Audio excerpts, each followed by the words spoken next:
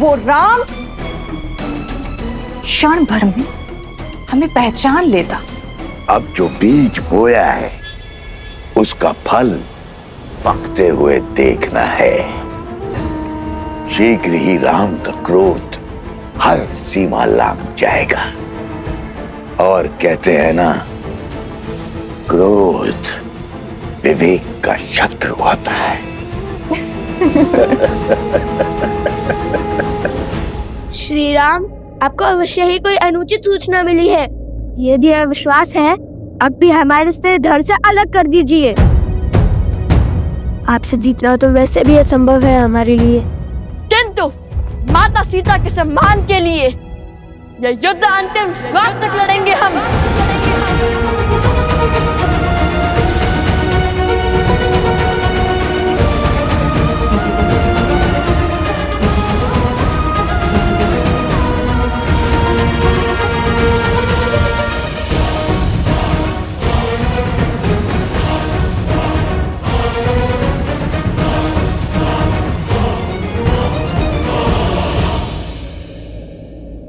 युद्ध आरंभ होने से पूर्व मेरी एक अंतिम बात और सुन लो।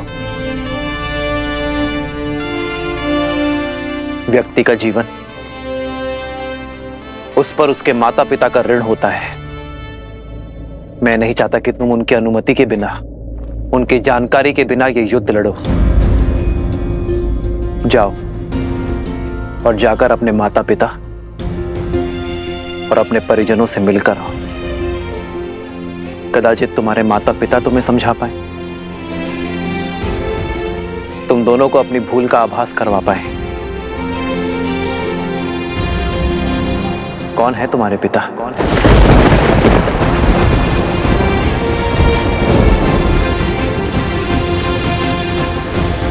लवकुश मेरे ही पुत्र है, श्री राम के तने रघुकुल के वंशज।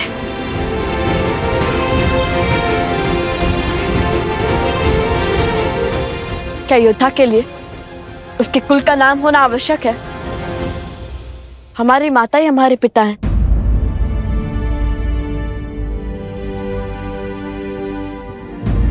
उन्होंने कभी हमें पिता की कमी आभास होने नहीं दी।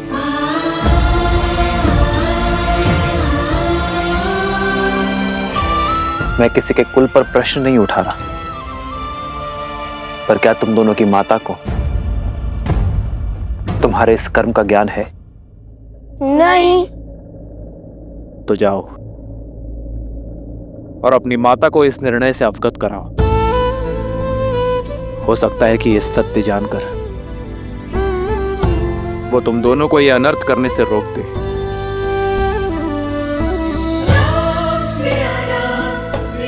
जाओ बालकों।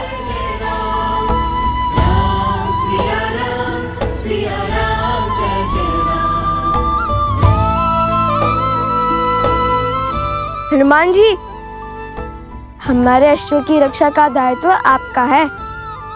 वचनबद्ध हैं आप। राम सिया राम जय जय राम। राम सिया राम जय जय राम।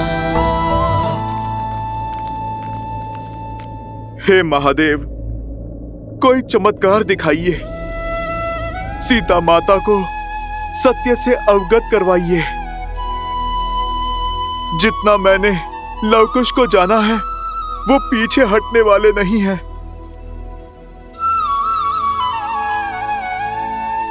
महादेव, अब तो आपके ही अंश श्री राम भक्त हनुमान ने गुहार लगाई है। आप तो नियति का खेल बदल सकते हैं ना। सीता को सत्य का ज्ञात कराइए, अन्यथा एक पिता अपने पुत्रों के अंत का कारण बन जाएगा। ये तो आप भी जानते हैं ना कि लव और कुश श्री राम से नहीं जीत पाएंगे। यदि ये युद्ध हुआ तो श्री राम लव कुश को मार देंगे। महादेव, आप मौन क्यों हैं? कुछ कीजिए, कुछ कीजिए महादेव। अरे माता, कहाँ चल रहे हैं आप? वहाँ संकट है, आप ने तो कहा था। हाँ वो मैं, आप तो लवकुश को खोजने निकली थी ना। हाँ कहाँ है लवकुश? अरे हाँ, वो तो अध्ययन कक्ष में है ना, रामायण के अध्ययन में। मैं उन्हें देखकर आती हूँ। हाँ, वही होंगे, और कहाँ जाएंगे?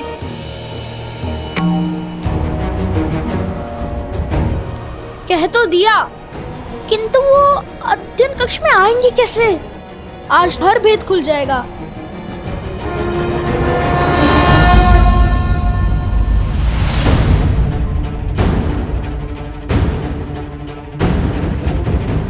लवकुश,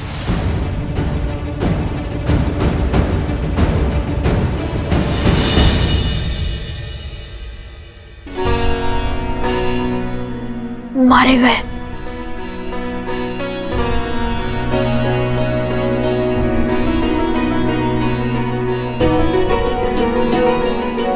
बच गए, किंतु क्या ये माता के अंतिम दर्शन है? कहाँ है लवकुश? अरे हाँ, वो तो अध्ययन कक्ष में है ना, मैं उन्हें देखकर आती हूँ।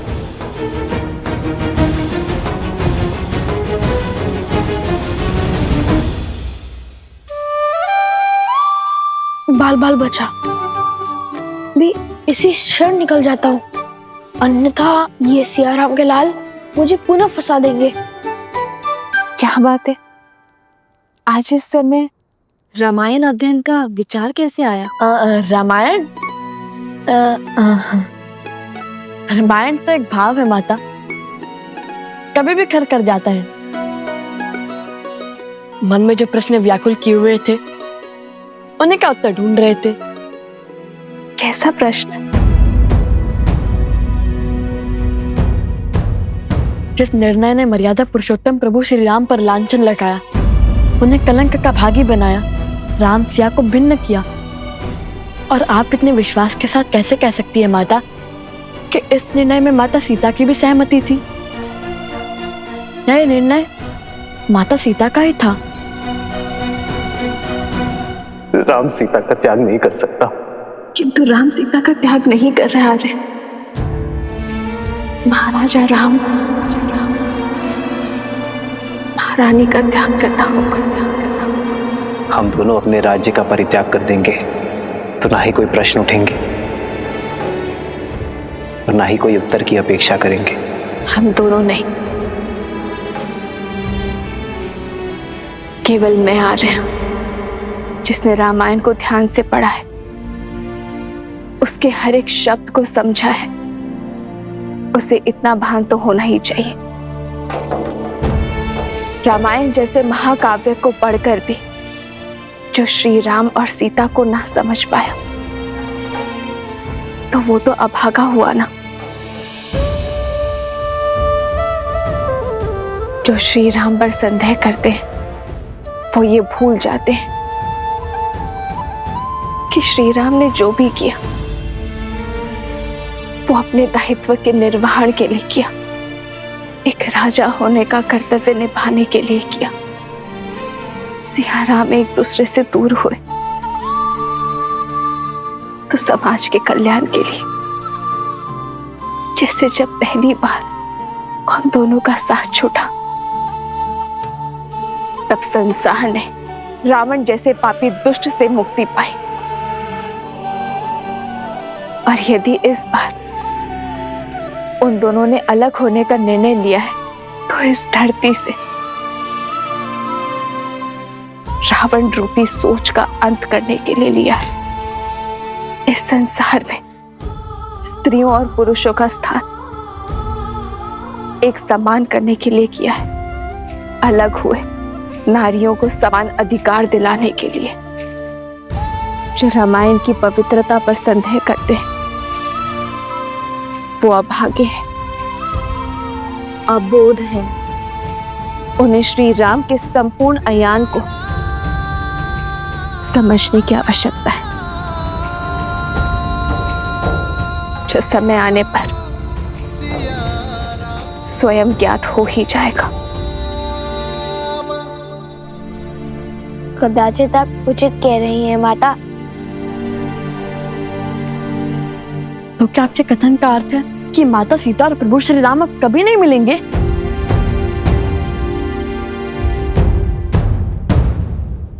नियति चाहे जितना चाह ले,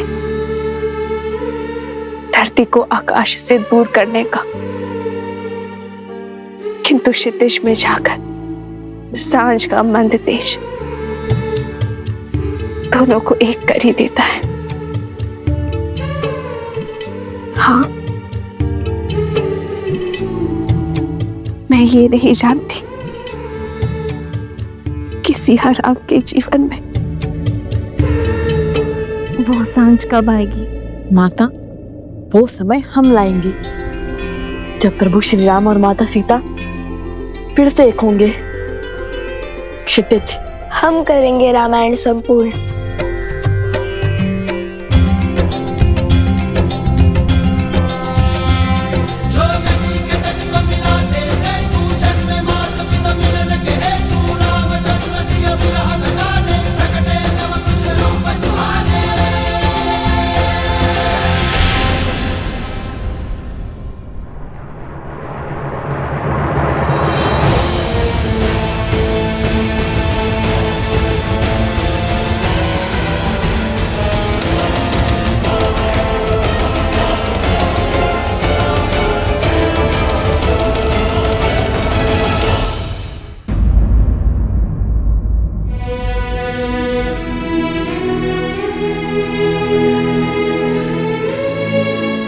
नहीं प्रभु, मैं वचनबद्ध हूं प्रभु।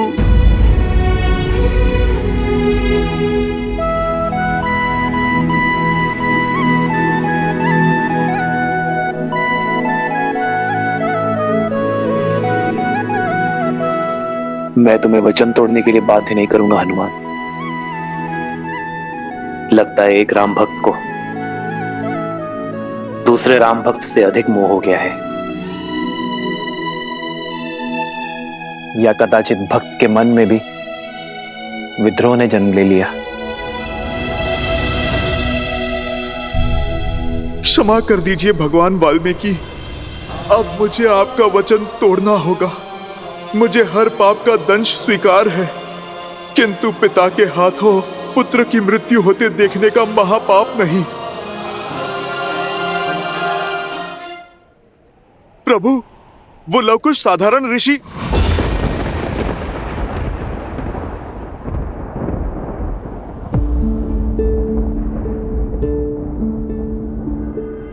मैं सब समझ गया, अब और कुछ कहने की आवश्यकता नहीं है। वचन से बंधे हो इसलिए अब तक मौन थे, तो अब भी कुछ मत कहो हनुमान। इस संसार में वचन से बड़ा और कुछ नहीं। किंतु प्रभु, आपका जानना आवश्यक है। प्रभु, वो बालक यहाँ है, हम लौट आए।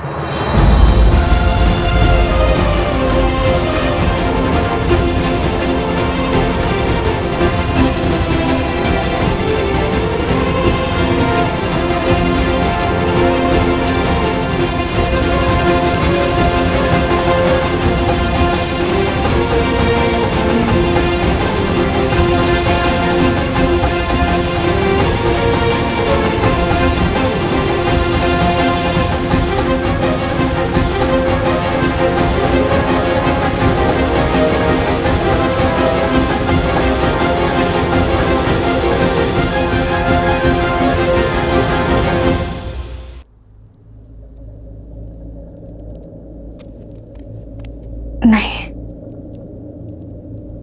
मैं पुनः आश्रम वासियों के प्राण संकट में नहीं डाल सकती। मुझे अकेले ही जाना होगा।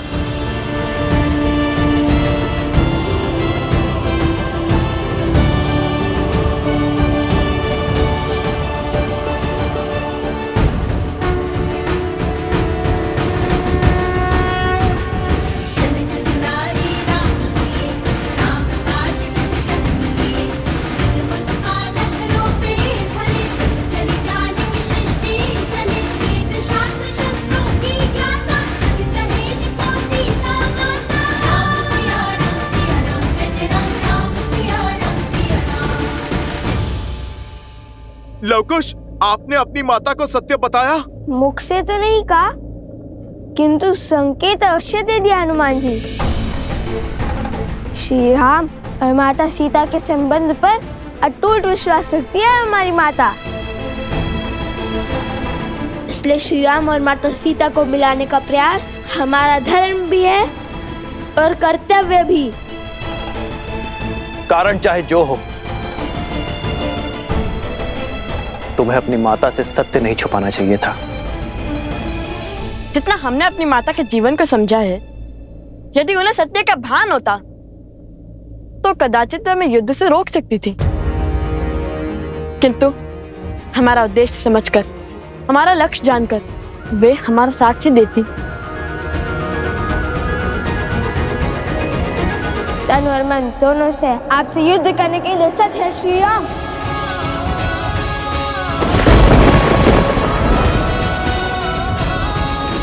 अश्व पकड़कर जो चुनौती ली है, उससे पीछे नहीं हटेंगे लवकुश।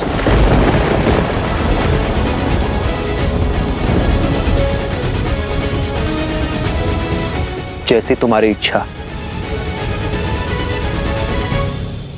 मैंने हर धर्म का पालन किया ताकि तुम दोनों को इस युद्ध की अग्नि में जलने से रोक सकूं। और यदि युद्ध करने की ही मंशा है तुम्हारी, तो तथास्तु।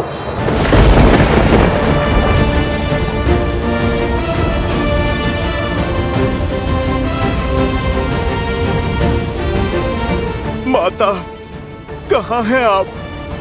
पुत्र और पिता दोनों एक दूसरे पर शस्त्र तानने को तत्पर हैं। आ जाइए माता और रोक लीजिए इस विनाश को।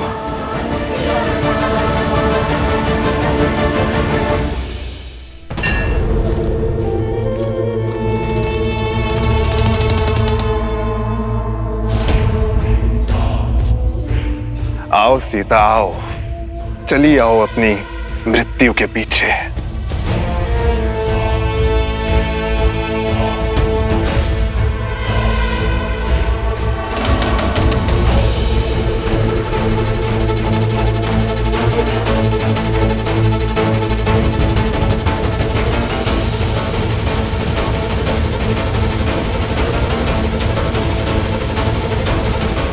ये पक्षी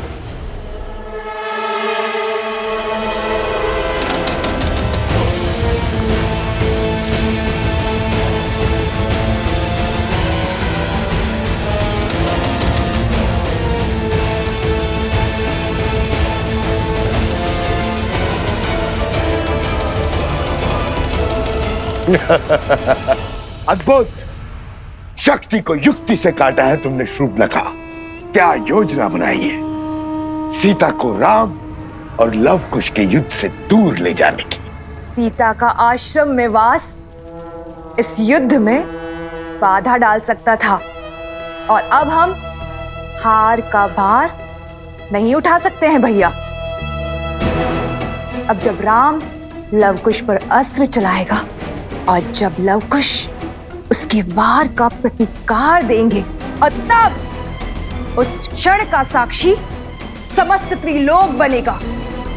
और ऐसे में ये बात सीता तक ना पहुंचे, ये तो असंभव है।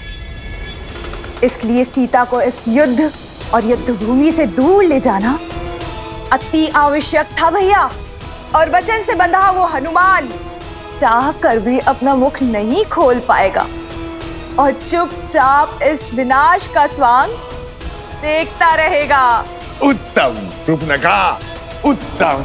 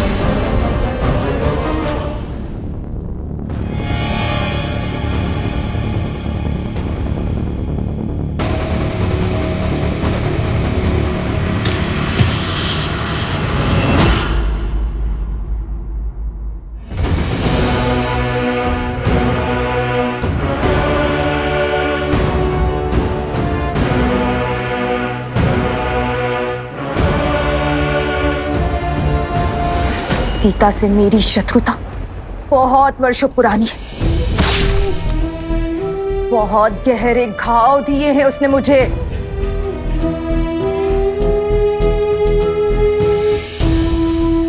आज मैं उससे अपनी हर पीड़ा, हर दुख, हर कष्ट का प्रतिशोध लूंगी।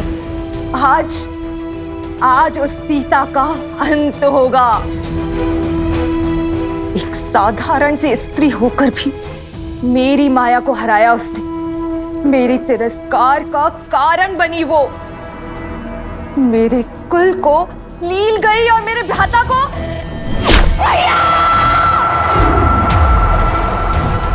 और मेरे भ्राता का काल बनी। किंतु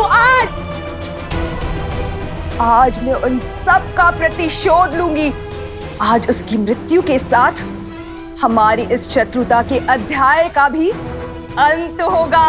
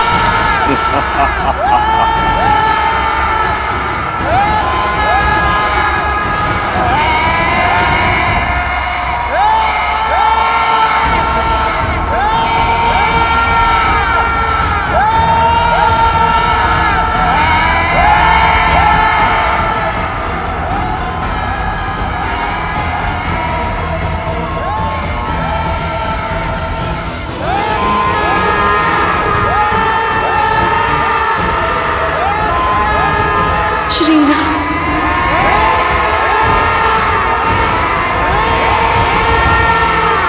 आज हमारी चाल केवल राम सिया की नहीं बल्कि समस्त रघुवंश का अंत कर देगी। रघुवंश के विनाश का शंखनाद हो चुका है भैया।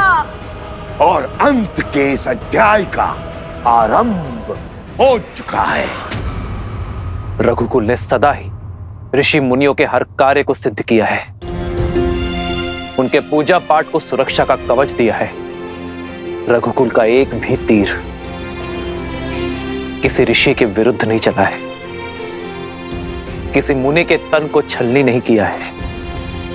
और यदि मैं राजा होकर यह युद्ध लड़ूंगा तो न्याय की हानि होगी।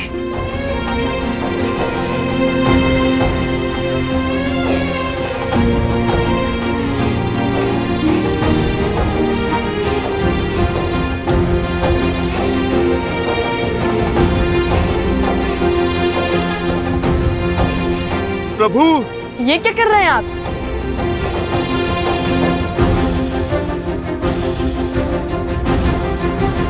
राजा के आभूषण उसकी पहचान होती है, आप ये क्यों उतार रहे हैं? राजा,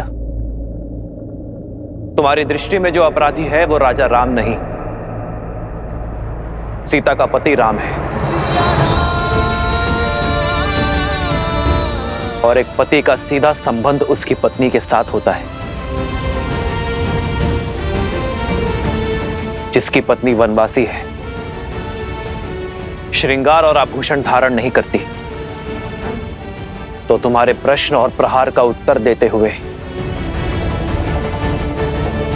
ये पति भी आभूषण धारण नहीं कर सकता। और दूसरी बात, शास्त्रों के अनुसार एक राजा का ऋषि कुमारों से युद्ध करना वर्जित है, किंतु ऋषि कुमारों में द्वंद्व संभव है। तो इसलिए आज ये राजा राम कुछ समय के लिए अपना राजसी रूप त्याग कर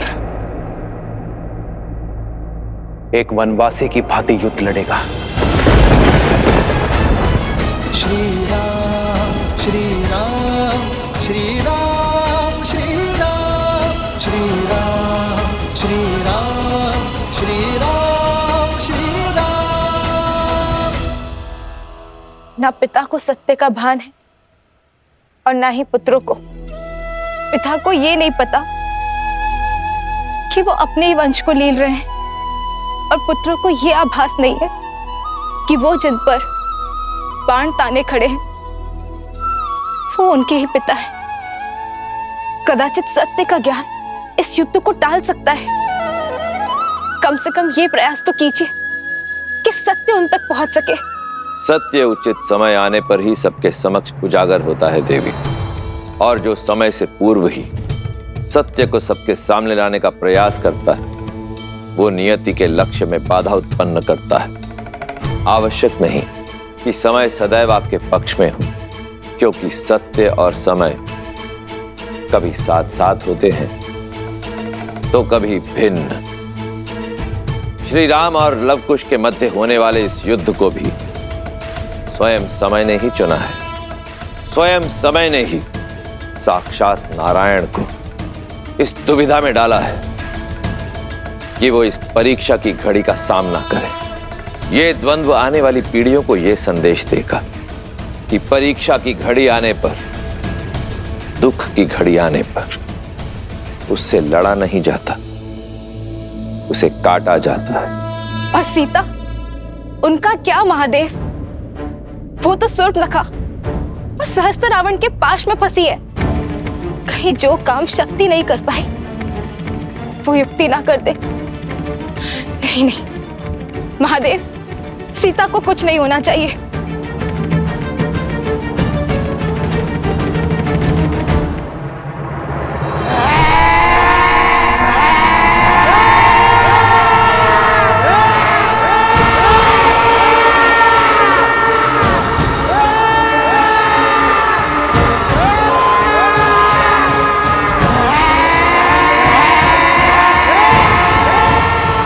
अरे अभी से भयभीत हो गई तुम सीता। अभी तक तो तुमने विध्वंस का दंश झेला ही नहीं है।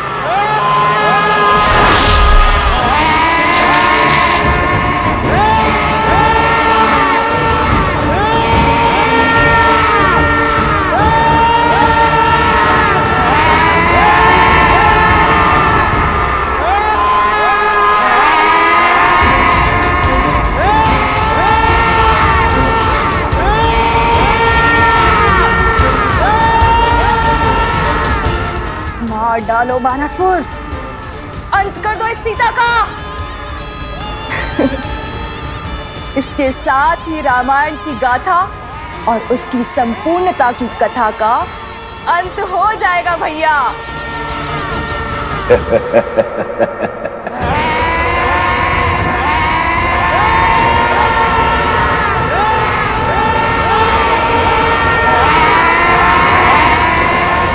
ये दीवारें तो मेरे समीप आ रही हैं। हे गौरी माँ, मुझे अपनी शरण दे, मेरी सहायता कीजिए गौरी माँ।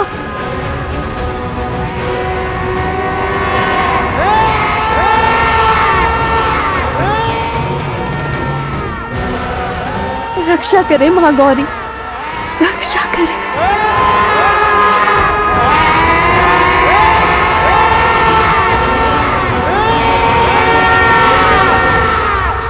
महादेव, महादेव, अब मेरी पुकार हो रही है। आप समय से विवश हैं और मैं भक्त की पुकार से। किंतु मैं क्या करूं? समय आ गया है देवी, जब आपको अपने समक्ष झांक कर देखना होगा, आत्मनिरीक्षण करना होगा। यही समय की मांग है। आपके लिए भी और देवी सीता के लिए भी। मैं कुछ समझी नहीं। भूल रही हैं आप, गौरी का एक दूसरा रूप भी है जिससे साक्षात काल, महाकाल दोनों भयभीत रहते हैं।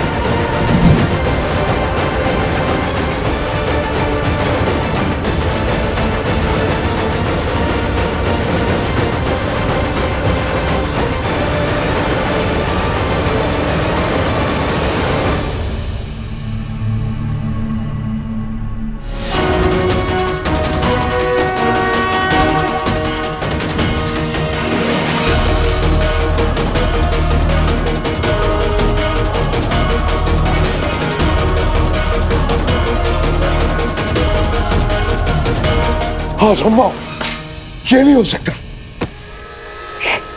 ये नहीं हो सकता।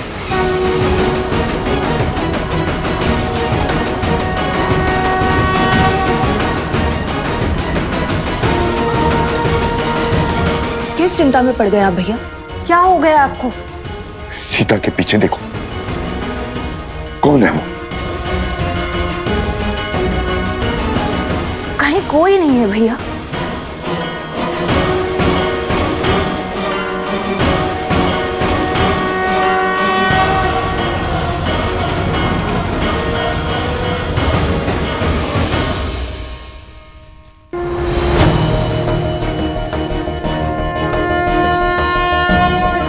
गंधर्वी, गंधर्वी चंचलाक्षी मर चुकी है वो। फिर यहां कैसे है? ये कैसी माया है? गंधर्वी चंचलाक्षी? कौन है ये? क्या हो रहा है आपको भैया? भैया, किसकी बात कर रहे हैं आप? कौन है ये, मुझे बताइए भैया।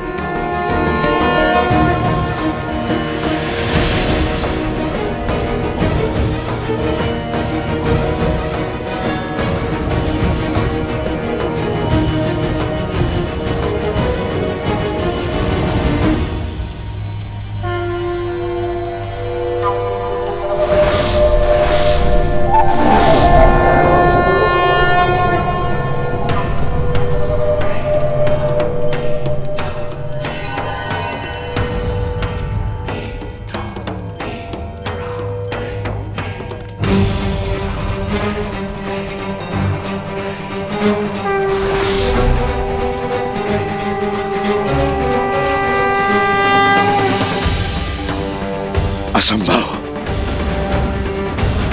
चंचलाक्षी लौट कर नहीं आ सकती। नहीं! क्या हुआ? श्री राम रुक क्यों गए? हम पर प्रहार क्यों नहीं कर रहे हैं? कदाचित वो हमारे प्रहार करने की प्रतीक्षा कर रहे होंगे। तो चलिए भैया, माता का नाम लेकर भौमास्त्र से युद्ध आरंभ करते हैं। भूमि देवी की शक्ति हमारे साथ होगी। सच और सोच का द्वंद्व अनोखा, राम विरुद्ध है राम के नंदन, मोड़ अनोखा आया है कैसा, युद्ध न जाए पिता चाहे रघुकुल का मान, सूत चाहे सीता सम्मान। ये क्या कर बैठे लवकुश? ब्रह्मास्त्र की काट तो ब्रह्मशिरा अस्त्र है, और यदि प्रभु ने ब्रह्मशिरा का आवाहन किया तो लवकुश का ही नहीं, बहुत से जीवों का संहार होगा।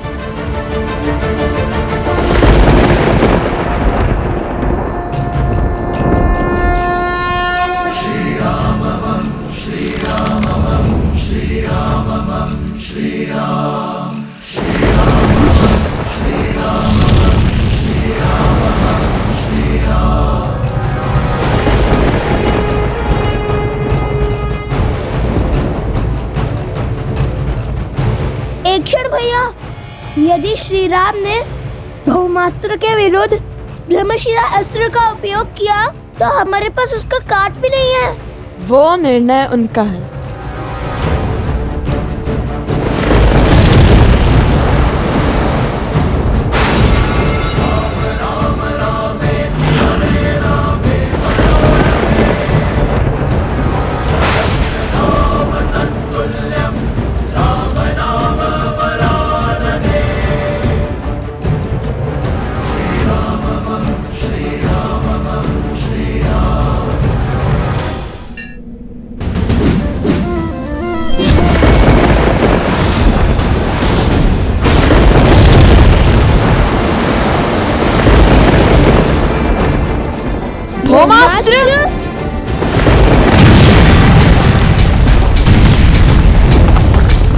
श्री रामचंद्र कृपालु भजु मन, हरण भव भय दारुण।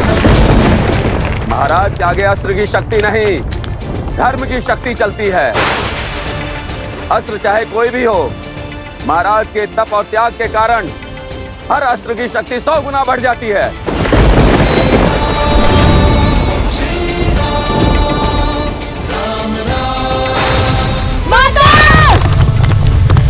लवकुश!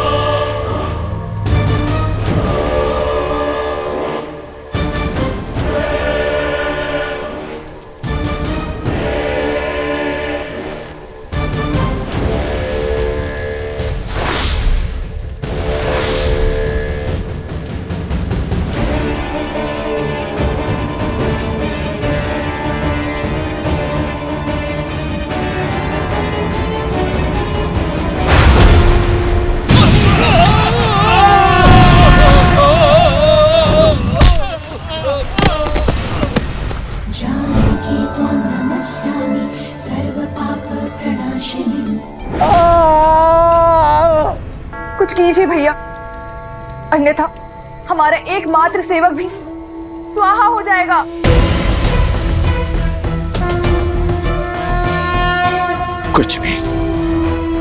कुछ नहीं कर सकता मैं। ये चंचलाक्षी है। क्या हुआ है आपको भैया? कौन है ये चंचलाक्षी? कैसे जानते हैं आप इसे? क्या नाता है आपका उससे? बताइए भैया, उत्तर दीजिए भैया। कौन है ये चंचलाक्षी? क्या हो रहा है आपको भैया? भैया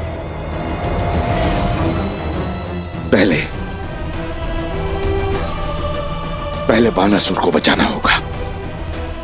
यदि सीता को मेरा सत्य पता चला तो वो मेरी मृत्यु का भेद भी जान जाएगी।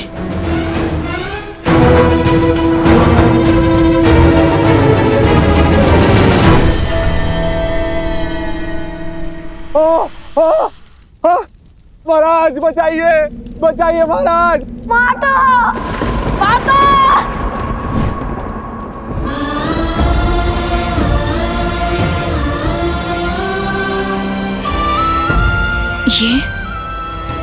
ये सब लवकुश,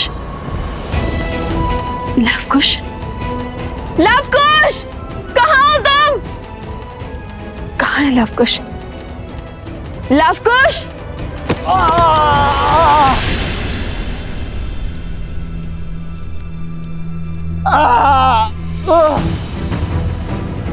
ये अवश्य इन असुरों की कोई माया थी, मेरे मंत्र जाप में विघ्न डालकर भाग निकलने की इनकी युक्ति थी। ये मेरे पुत्रों का स्वर नहीं था।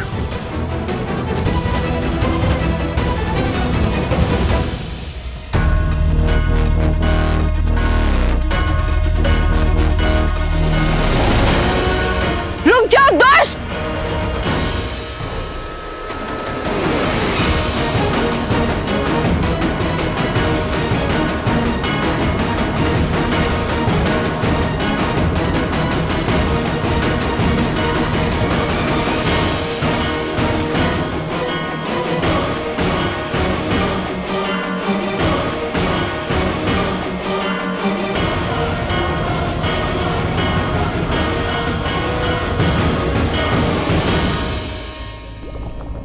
संभाल कर कुश, ये पत्थर तो खिसक रहे हैं। हमें इस पास से बाहर निकलने का कोई न कोई मार्ग ढूंढना होगा। हमें माता का नाम लेकर अपने जीवन को दांव पर लगाकर ना ये अंतिम बार करना होगा। जीवन को बचाने का प्रयास करना होगा। और यदि ये लावा हम पर गिरा या पत्थर निकले तो हमारी मृत्यु निश्चित है।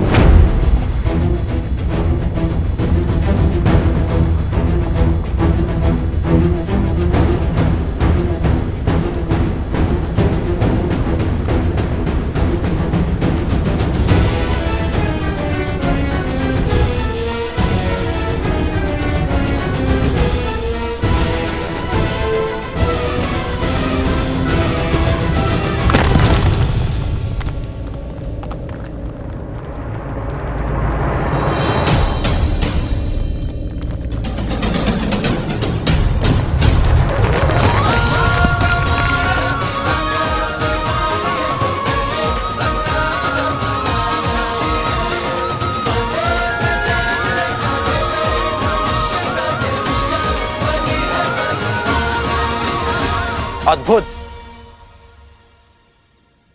मैं जानता था तुम दोनों अवश्य लौटोगे। तो बताओ, मृत्यु के इतना समीप जाने के बाद क्या इच्छा है तुम्हारी? क्या आप भी मुझसे युद्ध करोगे? क्या समर्पण करोगे? बालकों, मान जाओ प्रभु की बात। स्वीकार कर लो प्रभु का ये अवसर, स्वीकार कर लो। जब श्री राम और राजा लक्ष्मण को ऐरावत उठाकर ले गया था, जब आपको कोई मार्ग नहीं सूझ रहा था, तब क्या आपने पीछे हटने का विचार किया था? जब मेघनाथ ने लक्ष्मण जी को घायल किया था, तब आपने पीछे हटने का सोचा था?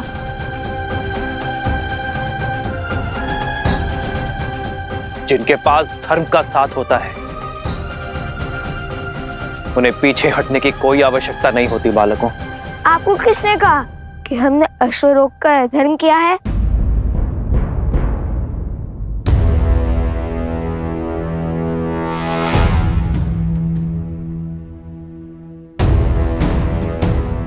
अश्वमेध का अश्व है, जो धर्मात्मा महाराज कौशल नरेश अयोध्यापति श्री राम की संपत्ति है और मर्यादा और धर्म की गति का प्रतीक है। जिसने भी इसे रोकने का साहस किया और अयोध्या की चतुरांगिनी सेना से युद्ध को आमंत्रण करेगा। हमने तो केवल ये चुनौती स्वीकारी है।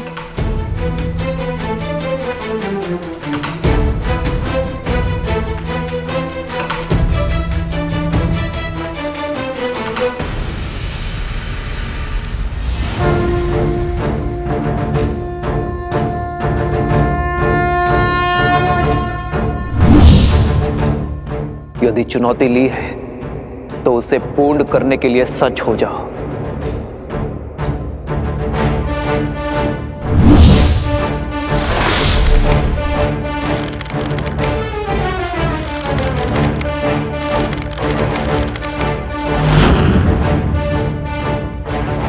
सावधान!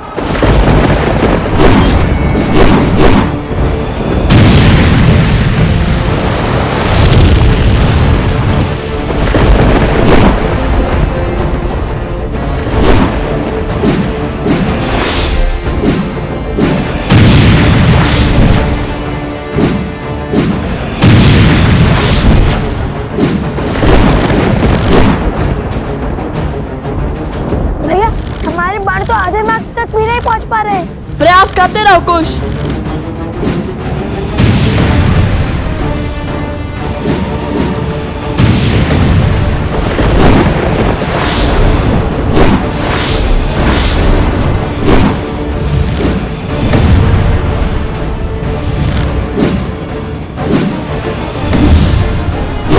भैया, उनके माथे पर तो श्वेत तक भी नहीं उभर रहे और यहाँ हम मन और संबल हारते जाते हैं। शब्द नहीं, हाथ चलाओ कुश।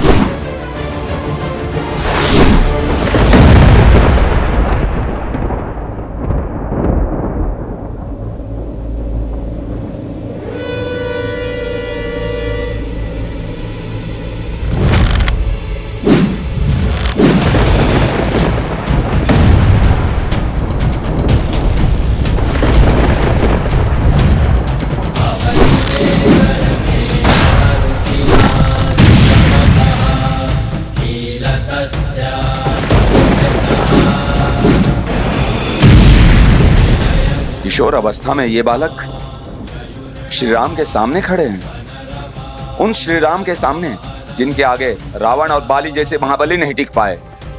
लगता है जैसे श्री राम के समक्ष साक्षात श्री राम खड़े हैं। ये विद्या के धनी अवश्य हैं, किंतु विद्या का उपयोग अधर्म के लिए कर रहे हैं। ये विद्या राष्ट्र की भलाई, देश के विकास के काम आनी चाहिए थी, किंतु उन्होंने बुराई का पथ चुना है और बुराई चाहे जितनी बलशाली हो, अंत में हारती ही है।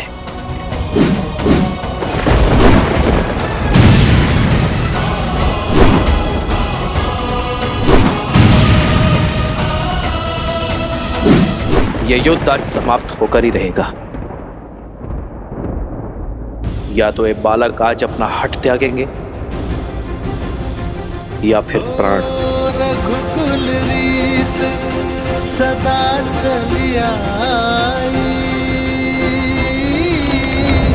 प्राण जाए पर वचन न जाई।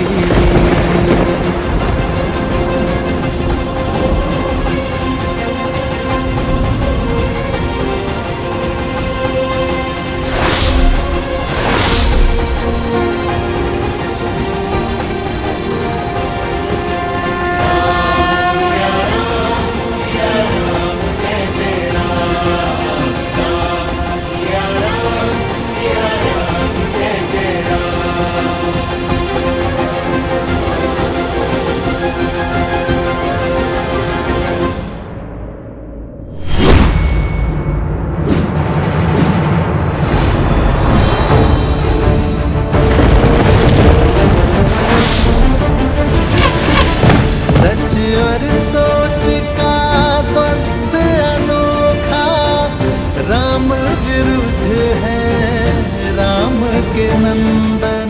हे महादेव, इस महाविनाश को रोकने का आप मुझे मार्ग दिखाइए। मेरे प्रभु और उनके वंशजों को इस अनर्थ से बचाइए महादेव।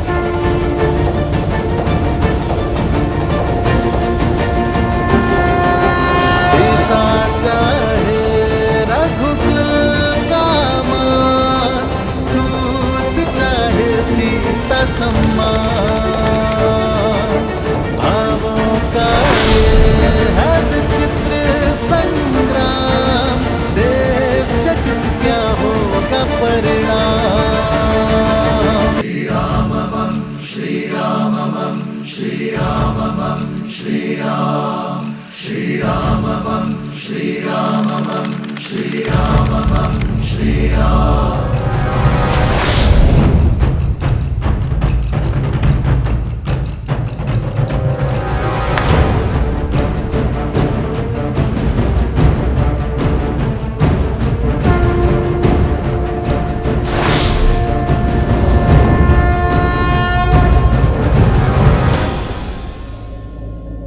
लगता है भाग्य तुम्हारे साथ है बालकों, क्योंकि सूर्यास्त के पश्चात चलाया एक भी बाण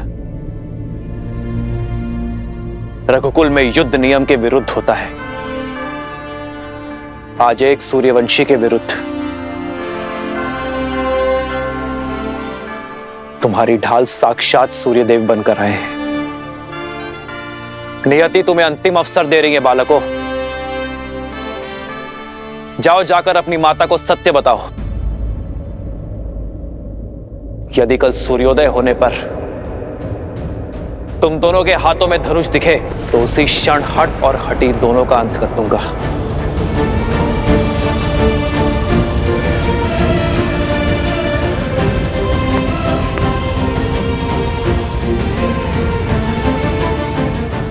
कल भोर होते ही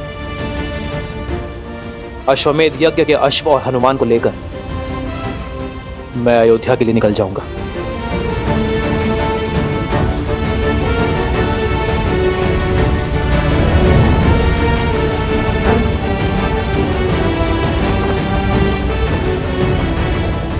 जाओ और जाकर हर भूल के लिए अपनी माता से क्षमा मांगो।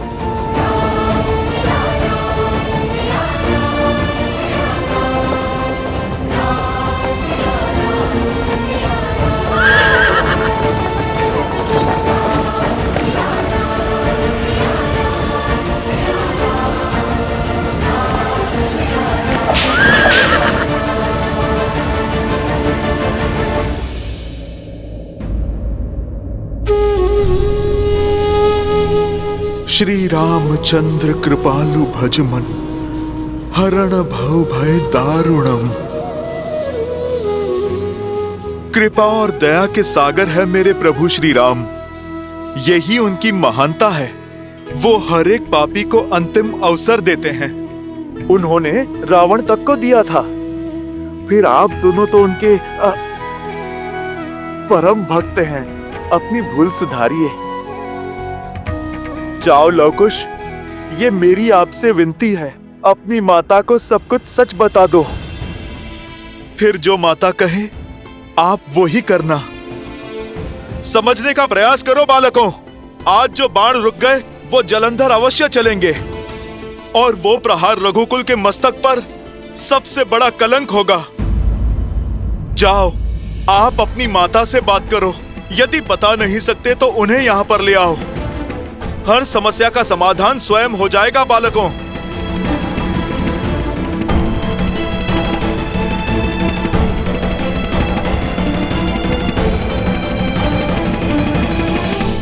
लवकुश की पुकार की माया से आपने बानासुर को बचा लिया, परंतु आप स्वयं किस माया में फंसे जा रहे हैं भैया?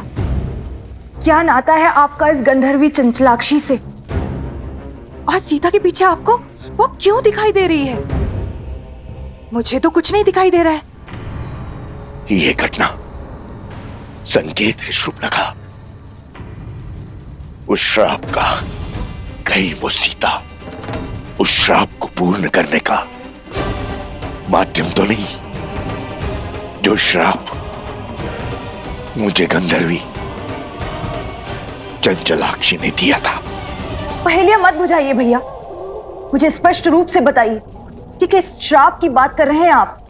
मैंने अनेक वर्षों तक ब्रह्मदेव का तप करके उनसे अजर अमर होने का वरदान प्राप्त किया था। यह आशीष पाया था कि मुझे केवल स्त्री ही मार सकती है। मैं समझ गया था कि इस वर में अवश्य कोई छल छुपा हुआ है, इसलिए मैंने एक और वरदान मांग लिया कि मेरे सहस्त्र शिशु में सहस्त्र गुना कूटनीति और चालाकी भरी होगी। उसके बाद मैंने कई राज्यों पर अपना आधिपत्य स्थापित किया, परंतु मैं दशानंद रावण की तरह दिग्विजय नहीं बनना चाहता था। मुझे बहुत अधिक की नहीं, केवल थोड़े की ही अभिलाषा थी। तो मैंने अपने अधीन में कुछ ही राज्य किए।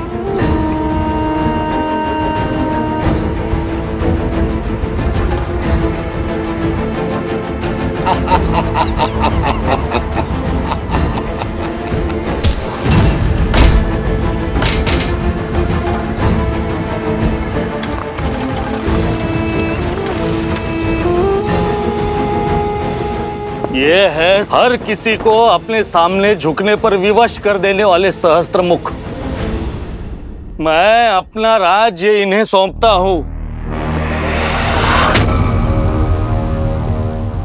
आज से यहाँ की हर वस्तु हमारी है। जाओ, हर रत्न, हर आभूषण, हर मूल्यवान वस्तु ले आओ हमारे समक्ष।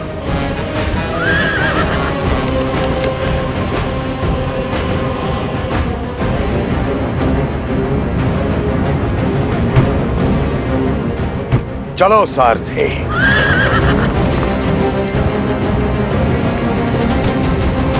छोड़ो मुझे, छोड़ दीजिए, क्या कर रहे हैं? छोड़ दीजिए। हर अनमोल वस्तु लेकर मैं उस राज्य से निकल ही रहा था कि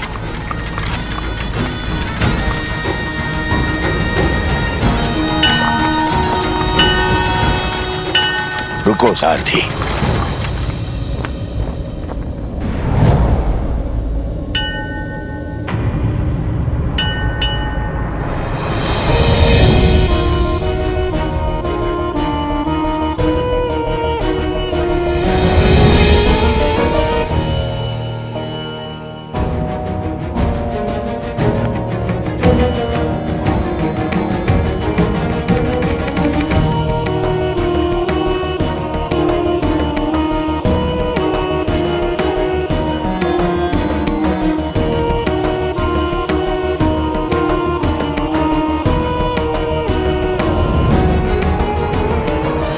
अद्भुत, अनुपम, ये तो संसार का वो धन है, वो ऐश्वर्य है जिसे मेरे पास होना ही चाहिए।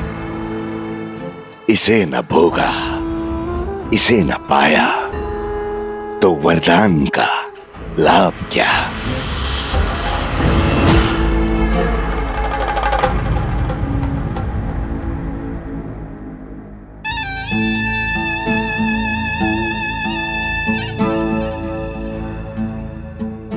तप के लिए बहुत अनुचित स्थान चुना है सुंदरी।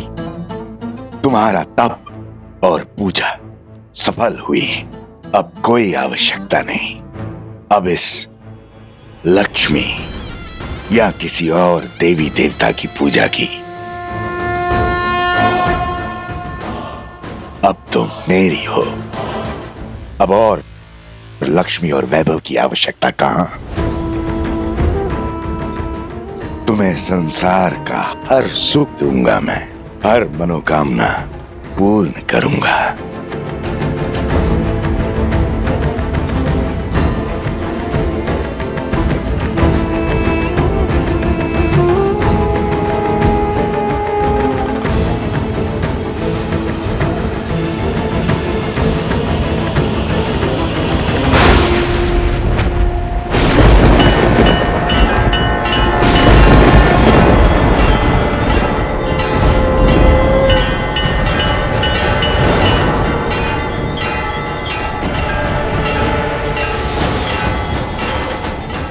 तुम्हारे स्पर्श ने मुझे अपवित्र कर दिया है सहस्त्रमुख।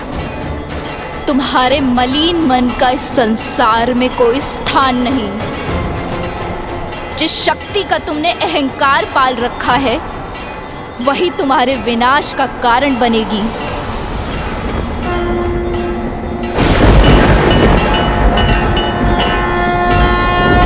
विनाश और मेरा ब्रह्मा का वरदान प्राप्त है मुझे।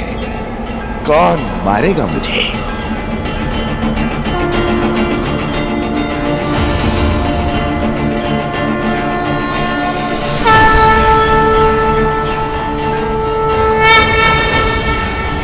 मैं गंधर्वी चंचलाक्षी, जिसके पावन तप को तुमने अपवित्र किया है, मैं तुम्हें श्राप देती हूँ। यदि मेरे माँ के प्रति भक्ति सच्ची है तो मुझे हर पुण्य मिल जाएगा, और जिस माँ लक्ष्मी की पूजा में तुमने विघ्न डाला है, एक दिन उन्हीं का रूप तुम्हारा अंत करेगा सहस्त्रमुख। उन्हीं के स्वरूप से तुम्हारा सर्वनाश होगा।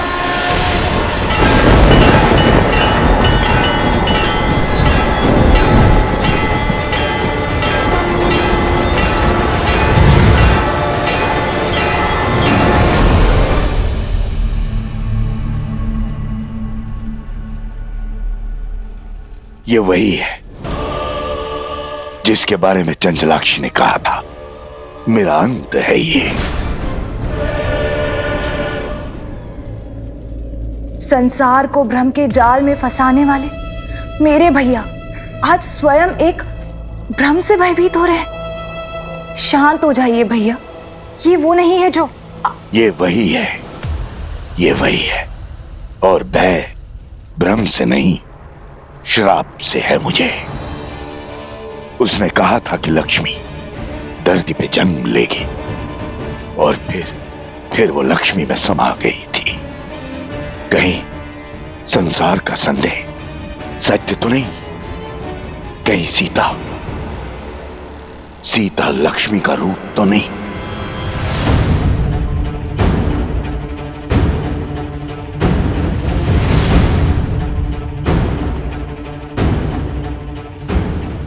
मुझे परिचय की क्या आवश्यकता है? पुराना शत्रु हूं तुम्हारा। मेरा पुराना शत्रु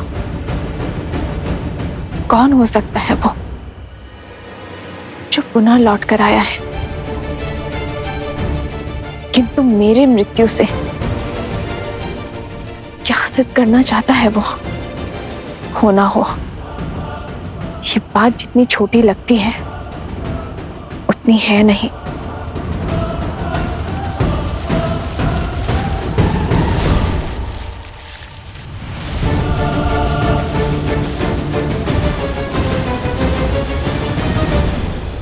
रावण के कानों में भी यही बात पड़ी थी ना। सबने कहा था ना कि राम विष्णु है, नर रूप में नारायण है, कहीं लक्ष्मी स्वरूपा सीता मेरे अंत का कारण तो नहीं।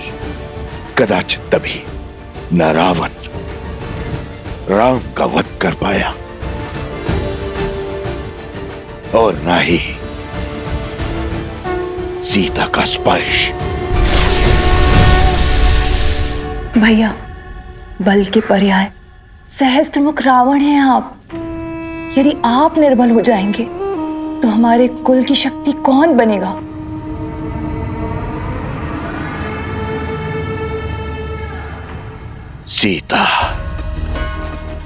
सीता के कारण पूरा राक्षस कुल समाप्त हो गया। सर्वशक्तिशाली दशानंद रावण मृत्यु को प्राप्त हो गया। मैं प्रहार की कोई परीक्षा नहीं दूंगा। मैं लक्ष्मी के समक्ष नहीं जाऊंगा। नारायण, श्री लक्ष्मी, विष्णु, ये सब ढोंग है भैया। अरे जीवन भर वन में भटकने वाले देवता नहीं अभागे होते हैं। अभागे। जो बात संसार नहीं समझा वो आपको समझनी होगी भैया। मानना होगा कि वो सीता एक साधारण सी स्त्री है। आप स्वयं सोचिए भैया, क्या ईश्वर के अवतार को भी क्या इतनी सारी परीक्षाएं देनी पड़ती हैं?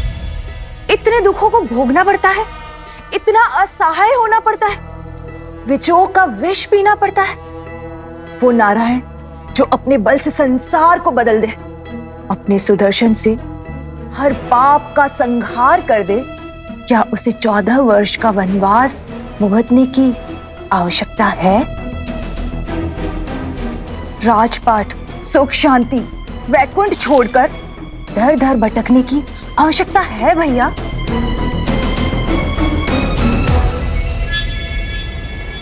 और जिसे आप लक्ष्मी समझ रहे हैं, जिसके भय से थर थर कांप रहे हैं, वो पूरे 1 वर्ष तक हमारे भैया की बंदी रही।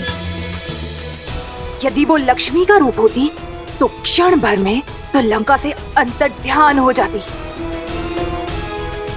और 1 वार से दशानन की हट को तोड़ देती। ब्रह्म को बल पर हावी मत होने दीजिए भैया, तनिक सोचिए। तो फिर सीता के पीछे मुझे उस चंचला की छवि क्यों दिखाई दी?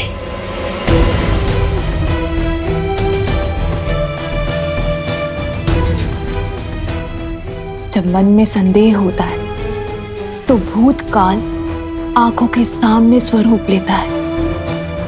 ये सब विचारों का खेल है भैया, और कुछ भी नहीं। इस अनर्थ का अर्थ खोजना बंद कीजिए भैया, और प्रहार का नाद आरंभ कीजिए भैया।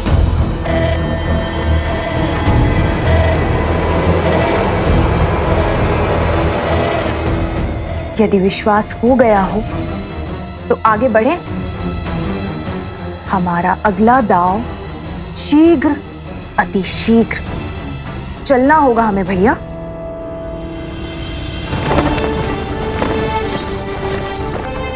श्री राम,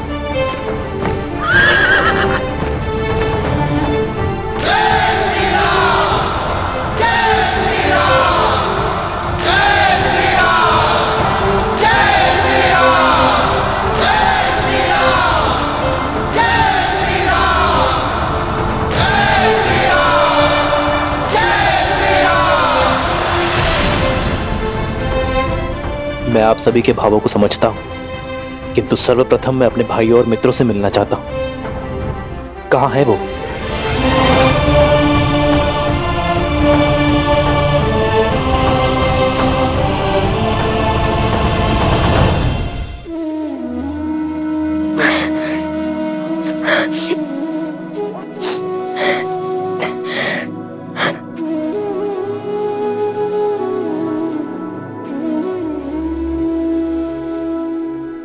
यदि कल सूर्योदय होने पर तुम दोनों के हाथों में धनुष दिखे तो उसी क्षण हट और हटी दोनों का अंत कर दूंगा।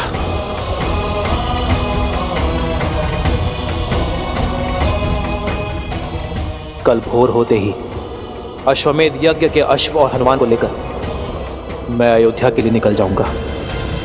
भैया, अब क्या होगा? रामायण कैसे संपूर्ण होगी? अब तो हम हार गए श्री राम से। हमें अश्व लौटाना ही होगा। अश्वमेध यज्ञ संपूर्ण होने का अर्थ है हमारी प्रतिज्ञा पूर्ण रहना। वो प्रतिज्ञा जो हमने देवी सीता और श्री राम को साथ मिलवाने के लिए ली थी। यदि सिया राम ही साथ नहीं आएंगे तो राम राज्य कैसे आएगा?